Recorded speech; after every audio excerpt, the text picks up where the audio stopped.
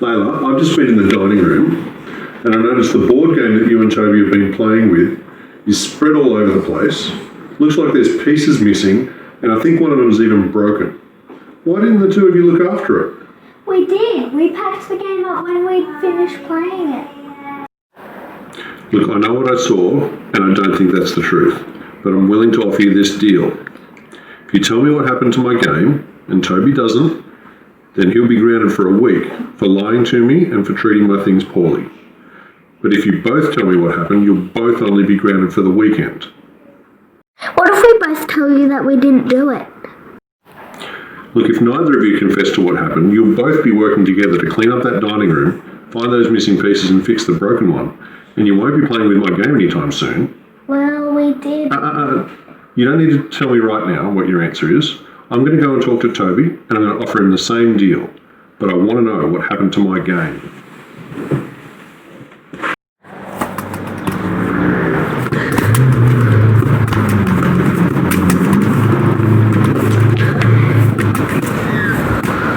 Toby, I've just been speaking to Layla, and the board game that I saw you playing with earlier is in a mess. My board game. Pieces are spread out everywhere, and I even think that some pieces are broken.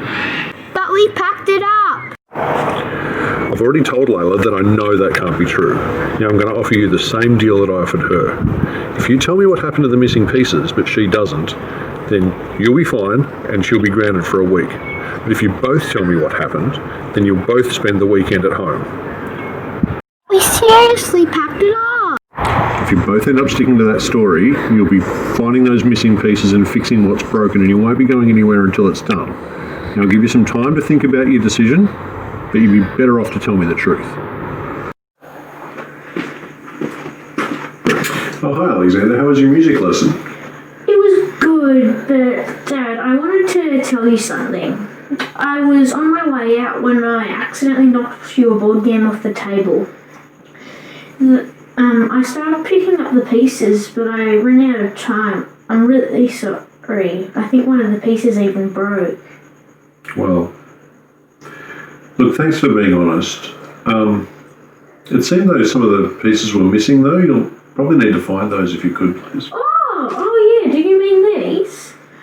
I started picking up the pieces, but Mum called for me to go, so I just left them there and picked up as many as I could and put them in my pocket.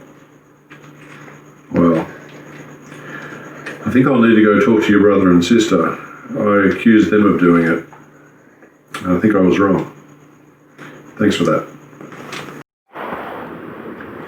Have you ever been in a situation like the siblings that we just saw, where there doesn't seem to be a right answer? In today's Bible reading, Jesus is asked a question that doesn't seem to have a right answer either. The people talking to Jesus want to trip him up, and so they ask him a question where both answers could get him in trouble.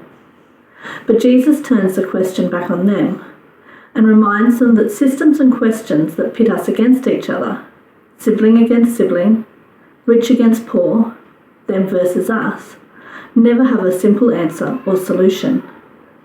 Instead, we need to look to God first, and God's answer always means acting with love and justice.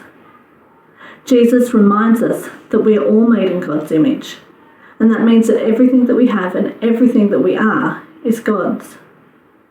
And so God's answer means that we don't have to fight amongst ourselves.